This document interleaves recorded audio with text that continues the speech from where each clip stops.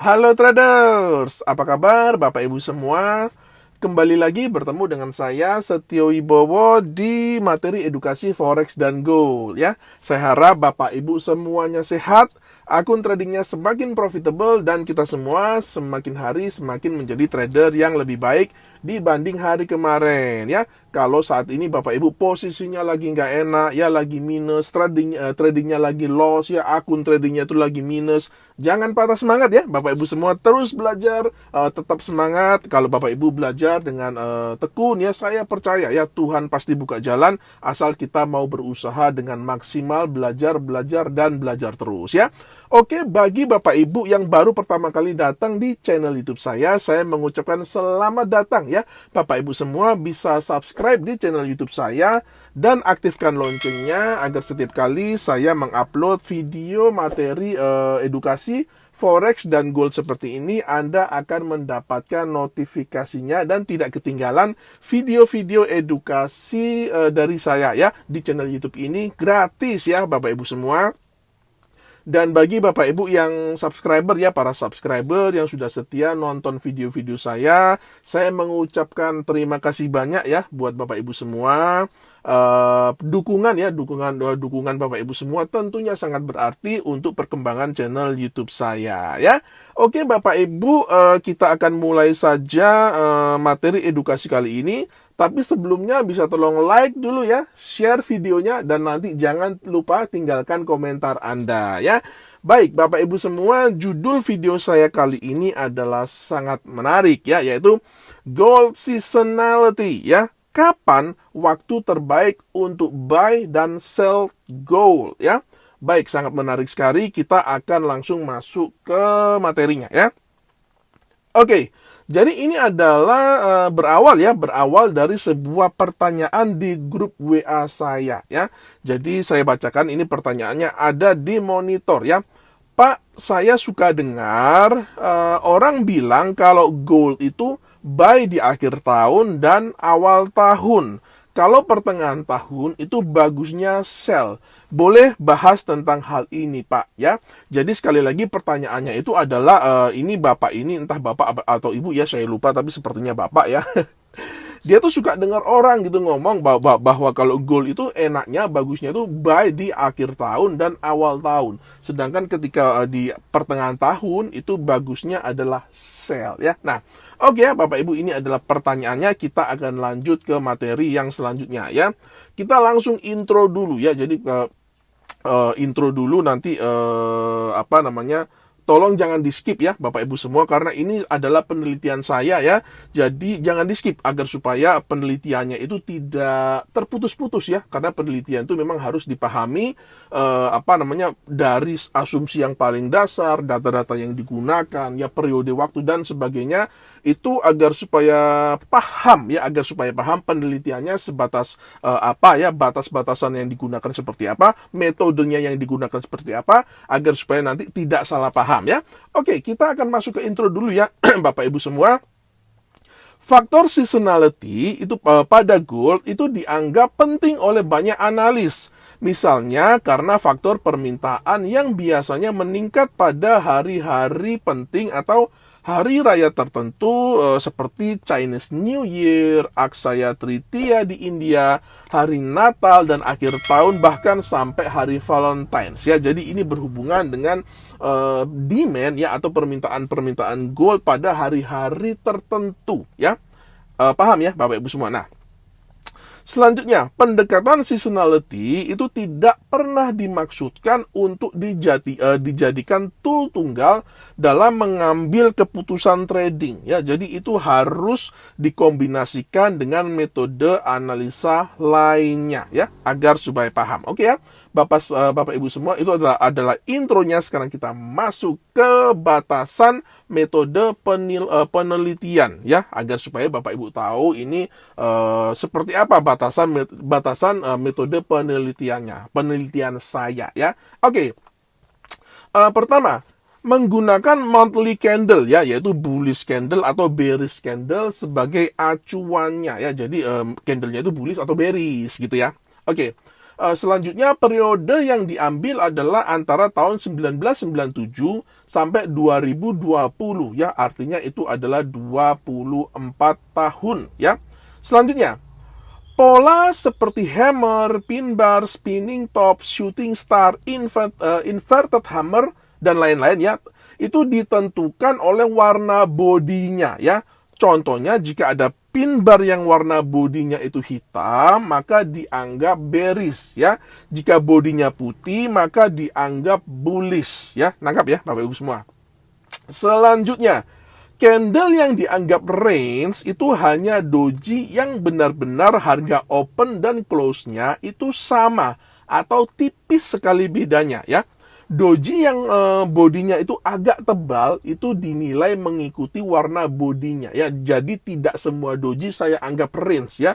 Doji yang bodinya itu agak tebal itu saya nilai itu sudah termasuk bearish atau bullish berdasarkan body candle-nya. Nanti saya akan jelaskan kenapa pertimbangan saya ya. Selanjutnya tentu saja ada unsur subjektivitas peneliti ya. Dalam hal ini subjektivitas saya ya. Selanjutnya, open posisi itu diasumsikan dilakukan pada harga open dan dilikuidasi pada harga close dari setiap candle ya. Selanjutnya, penelitian tidak menyertakan persentase kenaikan atau penurunan harga emas, hanya berdasarkan asumsi jika trader OP pada OP itu open position ya, maksudnya jika trader OP pada harga open dan likuidasi pada harga close, maka dia akan untung, akan rugi atau akan impas ya. Jadi itu adalah asumsi yang digunakan ya. Kemudian penelitian yang berbeda baik dari segi metode maupun periode penelitiannya mungkin akan menghasilkan kesimpulan yang berbeda juga ya. Jadi saya mendorong Bapak Ibu untuk melakukan penelitian sendiri ya. Jadi itu sangat bagus nanti buat perkembangan Bapak Ibu semua dalam menjadi seorang trader yang berkembang ya. Jadi do your homework ya. Jadi Bapak Ibu juga harus rajin ya, rajin meneliti, rajin research ya, seperti itu ya. Jadi nanti Bapak Ibu kalau perlu ya research aja sendiri, ya kan harus rajin seperti itu ya. Seperti itu ya Bapak Ibu semua. Nah, tidak lama kok ya, asal kita punya datanya itu penelitian semacam ini, asal kita punya datanya dan tidak malas ya, dan tidak malas itu kita bisa ya. Jadi saya mendorong Bapak Ibu untuk menghasilkan penelitian sendiri dan nanti pada ujungnya nanti akan diterapkan sendiri pada diri masing-masing kita ya. Oke. Ini adalah hasilnya ya Bapak Ibu semua. Ini adalah hasil dari penelitian saya dari chart monthly ya Bapak Ibu. Kita bisa melihat di sini ya. Oke. Kita bisa melihat di sini Bapak Ibu semua.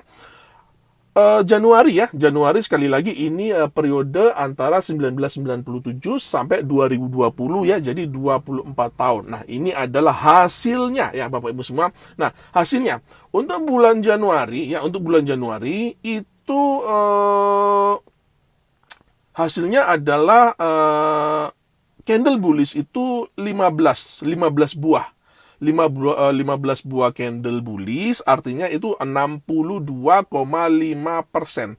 Sedangkan untuk bearishnya itu hanya 9 candle ya. Hanya 9 candle, which is 37,5% ya. Kemudian range-nya ini 0. Ya.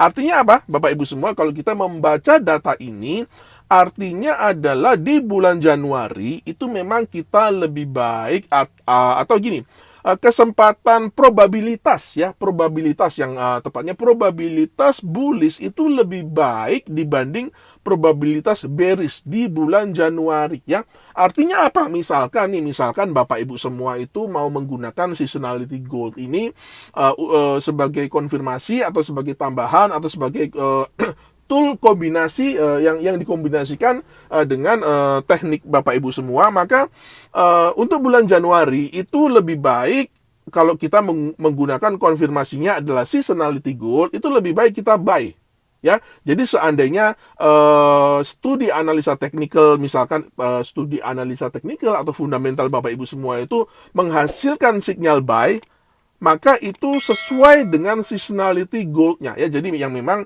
bulan Januari itu lebih condong buy ya. Jadi di sini menghasilkan sinyal buy juga ya. Seperti itu ya Bapak Ibu semua. Bulan Februari ya, bulan Februari dia 58,3%. Ya, artinya dia juga lebih tinggi daripada bearish-nya yang hanya 41,7%. Ya, artinya baik bulan Januari maupun Februari itu bullish lebih besar probabilitasnya ketimbang bearish ya. Selanjutnya bulan Maret. Nah, bulan Maret ini kebalikannya ya Bapak Ibu semua. Bulan Maret ini tadi bulan Februari range-nya juga nol ya. Maaf, ketinggalan tadi. Oke. Bulan Maret ya, bulan Maret ini bullishnya kalah nih ya kan, bullishnya cuma 29,1%, sedangkan bearishnya ini 62,5% ya, 62,5%, dan range-nya itu 8,3% ya. Artinya apa?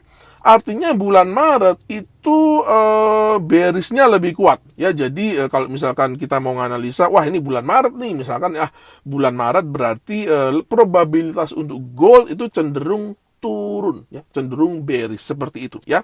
Untuk April seperti itu ya bacanya, cara membaca penelitian ini ya Bapak Ibu semua. Nanti kan ini filenya video, Bapak Ibu bisa balik lagi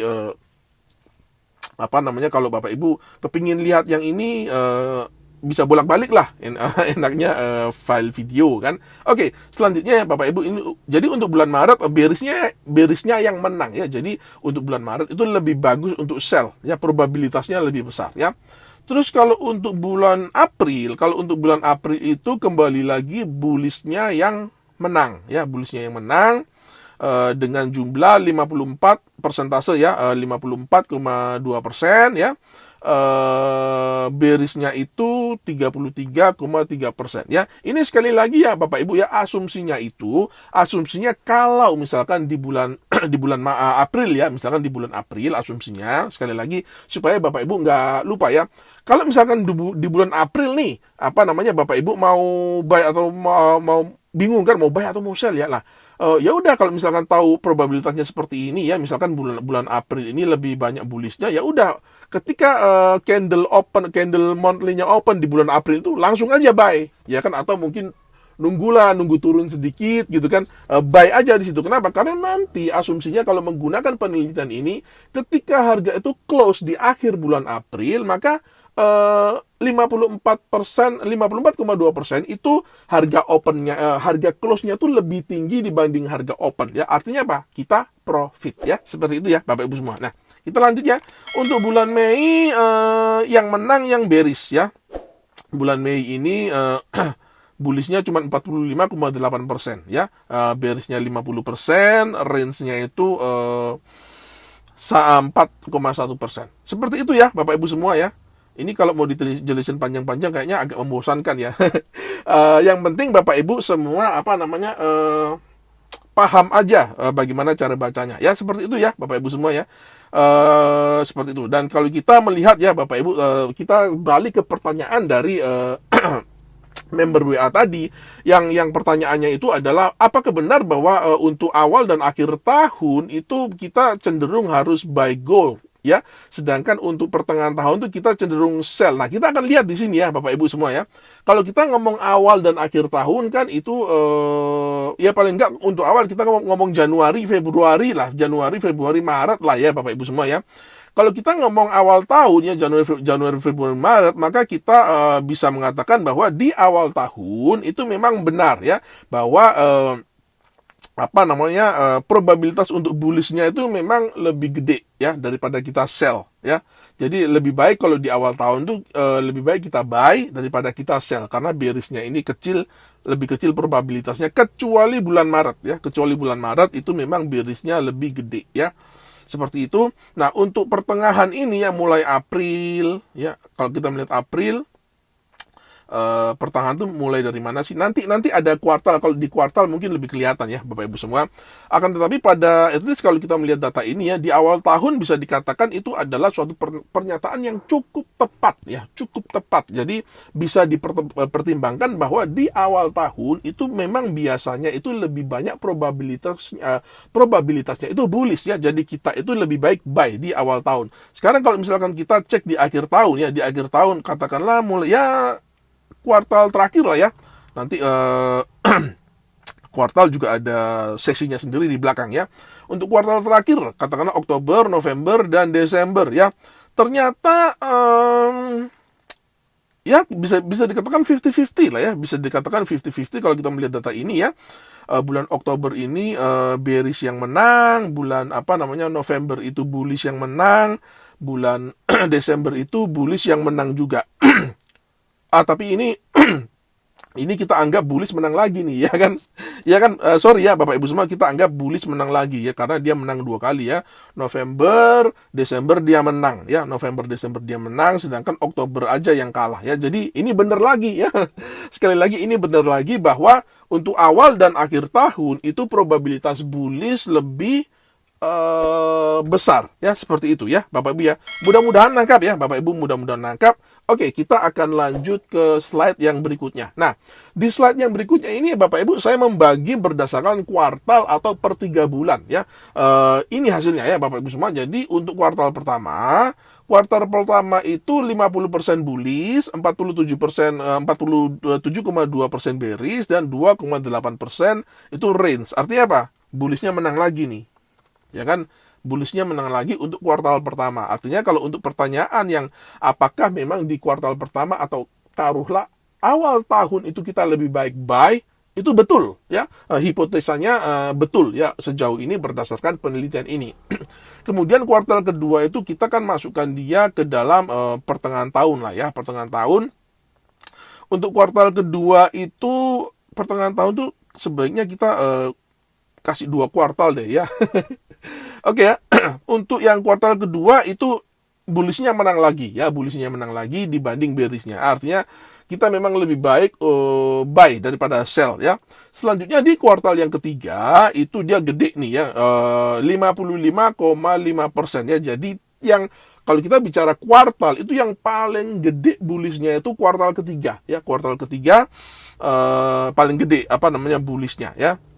Sedangkan untuk kuartal terakhir yaitu kuartal keempat itu juga masih menang ya bullishnya 47,2 dibanding 45,8 bearishnya dan range-nya 6,9 ya. Oke ya. Kalau range yang paling gede kuartal kedua dan kuartal keempat untuk range-nya ya. Oke ya Bapak Ibu semua ya. Oke, saya memberikan kesimpulan di sini ya Bapak Ibu ya. Kesimpulannya adalah secara umum bullish lebih mendominasi ya, dan hal itu memang sesuai dengan fakta harga gold yang memang cenderung naik di sepanjang sejarah ya. Itu ya Bapak Ibu semua. Jadi kalau kita kembali lagi ke pertanyaannya, apakah benar bahwa kalau awal dan akhir tahun itu gold cenderung buy awal dan akhir tahun? Bisa dikatakan itu adalah pernyataan yang benar ya, bisa dikatakan itu adalah pernyataan yang cukup akurat ya, karena memang datanya mengatakan seperti itu ya. Awal dan akhir tahun itu biasanya lebih bagus probabilitasnya untuk buy. Nah, sekarang kalau misalkan kita lihat di tengah nih, kalau lihat di tengah ya, tengah ini kita ambil di sini aja ya. Jadi mulai April sampai September ya. Jadi kita ambil tengahnya ini memang lebih banyak ya, karena dia kan terbagi atas 4 kuartal ya. Jadi kalau yang kuartal pertama ini 3 bulan ini kita ambil, kita anggaplah ini awal tahun ya kan, dan ini kuartal yang terakhir ini sebagai akhir tahun. Tapi kalau misalkan nih Pak, saya anggap aja kalau yang awal tahun itu cuman Januari doang ya kan, cuman Januari doang, sedangkan akhir tahun itu cuman Desember doang, ya nggak apa-apa juga ya. Nggak apa-apa juga, artinya kesimpulannya juga sama ya, artinya bahwa memang di awal dan akhir tahun itu memang lebih bagus untuk buy ya. Nah, sekarang kita kalau lihat di pertengahan tahun, apakah memang benar kita lebih baik sell? Nah, data menunjukkan Bapak Ibu semua bahwa ini kalau kita melihat April ya, April kita lebih baik buy ya kan, ya kan. Kalau Mei kita lebih baik sell. Ya kan? Juni juga kita lebih baik sell. Juli juga kita lebih baik sell. Nah, Agustus dan September itu kita lebih baik buy. Jadi apa kesimpulannya di pertengahan tahun itu imbang sebenarnya. Ya, dia relatif imbang ya. Jadi 3-3 nih, kan ada 6 bulan ya. Ini 3-3. Jadi tiganya bullish yang menang, tiganya itu bearish yang menang, ya kan? April bullish menang. Ya, bullish itu menang di April, Agustus dan September ya. April, Agustus dan September itu bullishnya menang ya. Sedangkan untuk bearishnya itu dia menang di Mei, Juni dan Juli ya. Jadi bisa dikatakan pertengahan tahun itu 50-50 nih ya kan. Kalau kita ngomong seperti itu 50-50. Jadi apakah di pertengahan tahun itu kita lebih bagus sell? Enggak juga, karena hasilnya 50-50 ya. Seperti itu ya kesimpulan saya, seperti itu ya. Oke, kita akan lanjut ya Bapak Ibu semua. Tadi kita sudah bahas monthly, sudah kuartal juga sudah. Kita akan selanjutnya ini apa nih? Wah, selanjutnya sharing is caring ya. Bapak Ibu semua, terima kasih sudah menyaksikan video ini. Jika Anda mendapati video ini bermanfaat, silakan Bapak Ibu semua bagikan ke media-media sosial agar semakin banyak trader ya. Ini kok trading sih? Maksud saya semakin banyak trader ya mendapatkan manfaatnya. Oke ya, sampai jumpa di video saya yang selanjutnya dan salam profit.